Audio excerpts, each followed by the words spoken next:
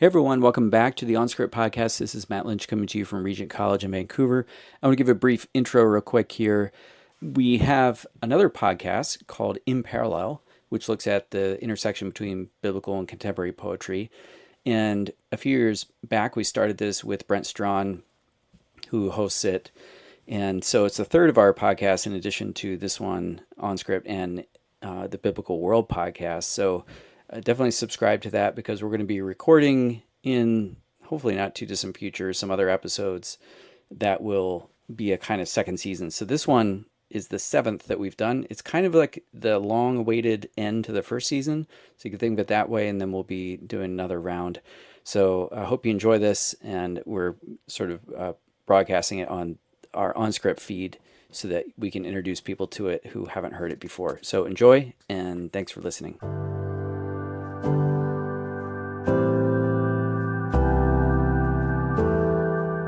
Welcome to In Parallel, an offshoot of the OnScript podcast, in which we explore the connections between biblical and contemporary poetry. I'm your host, Brent Strawn. I'm a biblical scholar and theologian. I teach at Duke University, where I'm professor of Old Testament and professor of law. Poetry, as we have had occasion to observe in previous episodes of this podcast, redounds in imagery. Imagery is absolutely crucial to poetry. Poems live on images. This explains, among other things, the 20th century imagistic movement.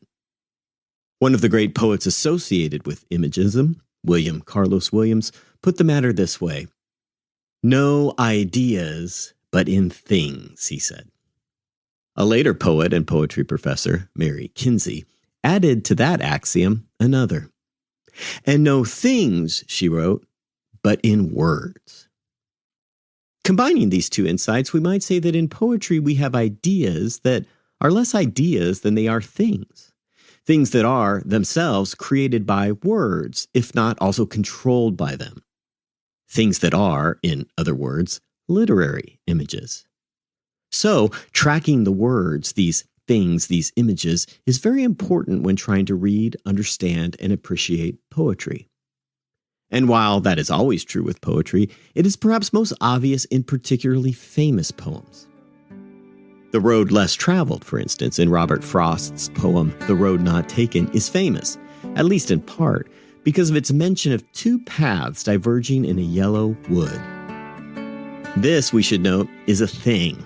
A word thing or image of a fork in the road presenting or representing the idea of an inescapable, if not also irreversible choice.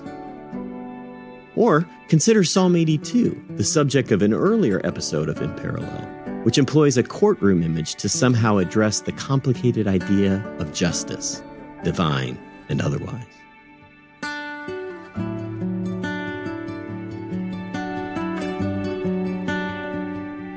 Now, when it comes to the Bible, or at least to the biblical book of Psalms, it is hard to imagine a more famous poem than Psalm 23. Its fame makes its reading and interpretation rather daunting. But as the long-delayed 7th and final episode for the first season of In Parallel, I thought, why not? Why not end with a bang and with fire? Or maybe, perhaps, it will instead be with a whimper and ice. That too is a Frost illusion. Whatever the case, whichever it may be, the poem for this inordinately delayed episode, blame it on Psalm 23, is in fact Psalm 23, which I am calling an uber-famous poem with a surprising shift in imagery from someone who remains enigmatic. Oh, and by the way, yes, the second season of In Parallel is in the works. Here then is Psalm 23 in its most famous English translation, that of the King James Version. The Lord is my shepherd, I shall not want. He maketh me to lie down in green pastures. He leadeth me beside the still waters. He restoreth my soul. He leadeth me in the paths of righteousness for his name's sake. Yea, though I walk through the valley of the shadow of death, I will fear no evil, for thou art with me. Thy rod and thy staff, they comfort me. Thou preparest a table before me in the presence of mine enemies. Thou anointest my head with oil, my cup runneth over.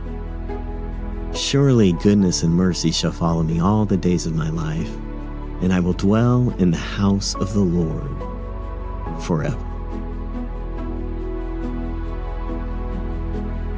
There can be no doubt about this poem's fame. It would take a book or two to list its appearance in a vast number of modern media, including horror films, where the protagonist is most certainly walking in the shadow of death, but appears to fear evil quite a lot. Or at least we, the audience watching the film, are very afraid, despite the words of the psalm. Less scary, perhaps, but equally somber is the widespread use of Psalm 23 at times of sickness and death. And yet, while it may be hard now to imagine a more famous psalm than the 23rd, it has not always been so. It turns out that this psalm, no more but also no less than others, has waxed and waned in popularity. In the United States, its popularity may be traced to the prominent 19th century preacher Henry Ward Beecher, who called Psalm 23 the nightingale of the Psalms, and the sweetest David ever wrote. Blessed be the day, Beecher exclaimed, on which that psalm was born. By 1916, Psalm 23 was associated firmly not with any birthday, however, but with readers facing death. That was the year it became part of the standard funeral litany of Methodist churches in North America. Of course, its use in such contexts likely has less to do with death and its valley of deep shadow than with hope in the life to come, due to the final verse of the psalm.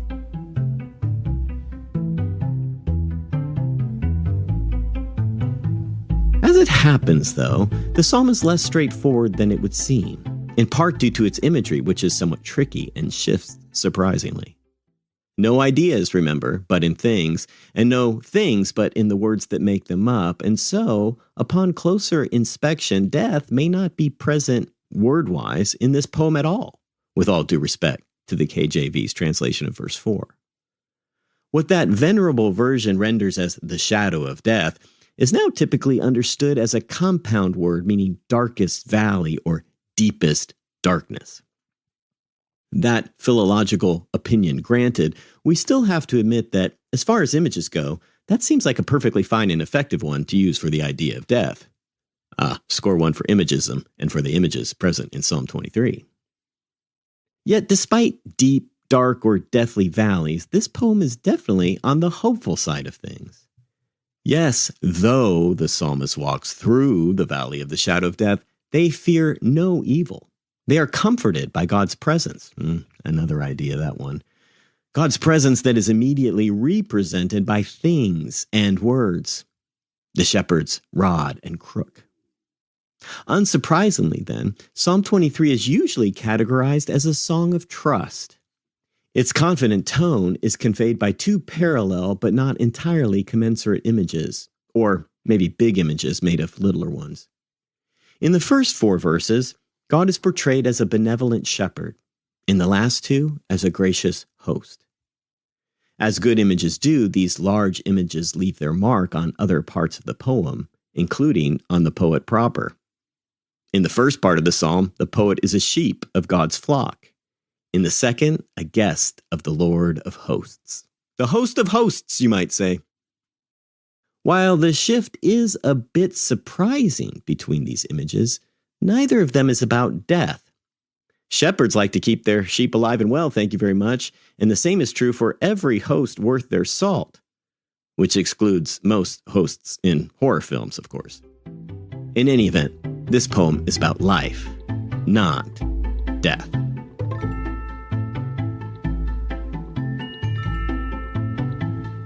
But what about after death? The afterlife? The last bit of verse 6, especially in the King James Version with its mention of dwelling in the house of the Lord forever, certainly seems to conjure as much. But once again, more recent translations part company with their 17th century forebear. Given the parallel line, which mentions all the days of my life, modern translators usually render verse 6 not as forever, but as my whole life long, or for many long years, or for as long as I live. Another, not so small conundrum is the verb used in this last line. Does the poet claim to return to the Lord's temple? Or does the poet claim to actually live there, especially for the rest of their days? The poet of Psalm 27, just next door to Psalm 23, asks for just that. But this scenario is unusual. Only a priest could be said to dwell in the temple for any extended period of time. Is the poet claiming to be a priest, or wanting to be one by means of this language? Perhaps. But there is another option which brings us to the enigmatic nature of the poetic voice in this psalm. We should note a number of curious details here. Eating food in the presence of enemies, for example. Anointing with oil. Use of the verb pursue, but here associated with goodness and mercy, not enemies. In light of all that, some have wondered if the psalm relates not to a cleric or wannabe priest, but to someone quite otherwise. Namely, a person wanted for manslaughter who has fled to the temple for asylum. According to the book of Exodus, someone guilty of unintentional homicide could flee to the altar, take hold of it, and be spared from revenge. This, of course, is a very different kind of image for the poetic person than typically thought of for this psalm, but it is within the realm of possibility. Here, that is perhaps another example of the poem's imagery. Its play and polyvalence, its surprising shifts. Of course, the actual poet may not be a fugitive at all, but could nevertheless write a poem about one. And if that is indeed what the psalmist has done, the result is a poetic persona who, despite their dangerous circumstances, is nevertheless cared for as a sheep by a shepherd, cared for as a guest by a host, and now protected as an asylum seeker by one who can provide safety and sustenance like a shepherd and like a host. More might be said about this psalm, its speaking voice, and its images when set alongside another. Robert Hayden's own uber-famous poem entitled Those Winter Sundays. Sundays, too, my father got up early and put his clothes on in the blue-black cold. Then, with cracked hands that ached from labor in the weekday weather, made banked fires blaze. No one ever thanked him. I'd wake and hear the cold splintering, breaking. When the rooms were warm, he'd call, and slowly I would rise and dress, fearing the chronic angers of that house, speaking indifferently to him, who had driven out the cold and polished my good shoes as well. What did I know? What did I know of love's austere and lonely offices?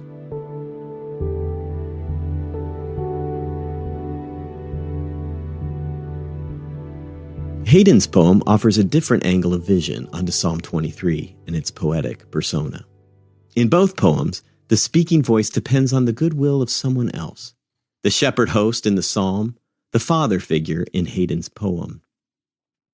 Hayden's father gets up early and, despite pain, gets the house warm, making fires blaze, driving out the cold, and also polishing little Robert's shoes for Sunday morning. Little Bobby Hayden is unaware, or perhaps better, underaware of all this, and so he speaks indifferently to his father.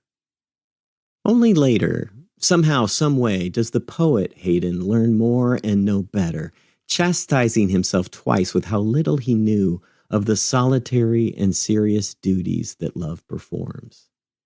That work it does when no one notices and no one thanks. Lonely and austere offices, indeed. By way of contrast, the speaking voice in Psalm 23 does notice what the Lord has done, but perhaps only to a degree, and perhaps only after the fact, which would be exactly like Hayden's poem. What, for example, of those times when the psalmist as sheep was asleep, or before the psalmist as guest arrived at the dinner party? What of those austere and lonely divine offices?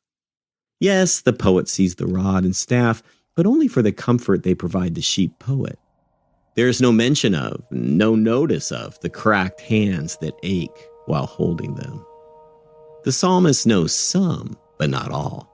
And while the psalmist does not speak indifferently to the Lord, unlike Hayden to his father, it is equally true that this psalmist does not go so far as to thank the Lord. That job is left to other psalms. Another poem, more recent than Hayden's, sheds still further light on how Psalm 23 works. It is Sharon Olds' The Preparing from her 2002 collection, Balladz. The poem recounts how Olds, by reciting Psalm 23, has been preparing her whole life for the impending death of her beloved Carl. She cares little for the psalm's images of rod and staff because, as she puts it, she herself is gentle. What matters instead, as she walks in the valley of the shadow of death, which in this case is as she walks by Carl's hospice bed, what matters to her is simply this: Thou art with me. Olds utters those words from Psalm 23, she says, as if I was Carl speaking to me. Carl, who is now in the dread veil, under that deep shadow, fears no evil because Sharon is with him. That is what he, Carl, says to her, Sharon, when she recites Psalm 23 about him and about his imminent death. Those of us who re-utter Olds' poem now inhabit the very same voice she penned. We who re-utter Olds' poem now become her, reciting Psalm 23, which is, at the same time, Carl reciting Psalm 23 to Olds. We recite it with Olds and hear it recited back to us as Carl. In that process, we too are placed with him, and in more than one way. If that sounds a bit confusing, it's probably because it is. It is the mysterious power of poetic inscription. And so it is unsurprising, especially because Olds is quoting Psalm 23 to find the same dynamic in this uber-famous poem with its surprising shifts. In light of Olds' poem and its dynamics of recitation and presence and inscription, we can see that the psalmist too is speaking for us, like Sharon does for Carl. That is because we are now the psalmist, inhabiting the voice the poet has created, just like we do when we read Olds' poem. We now speak these self-same lines to the Lord of sheep and the Lord of guests. And somehow in that process, we find ourselves one and the same with this enigmatic persona amidst the poetry. Someone who may not be completely indifferent or totally clueless, but who probably still has no idea precisely how many times that Lord made fires spring back to life with hands that cracked and hurt. Somehow, in our reading, that Lord too is now with us. The poetic line is actualized, personified, made manifest. It is not unlike a line from Psalm 35, where the psalmist asks the Lord to say to their very own self, I am your salvation. That, however, is another topic. That is a poem for another time. Here again, then, is Psalm 23, this time from the Common English Bible. The Lord is my shepherd, I lack nothing. He lets me rest in grassy meadows. He leads me to restful waters.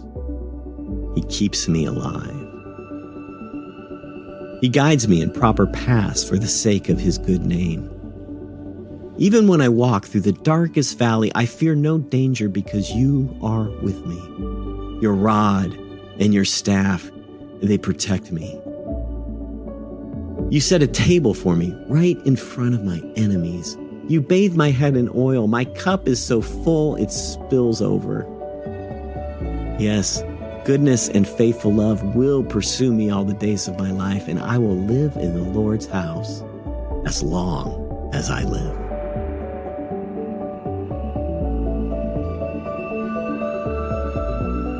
Thanks for listening. See you next time.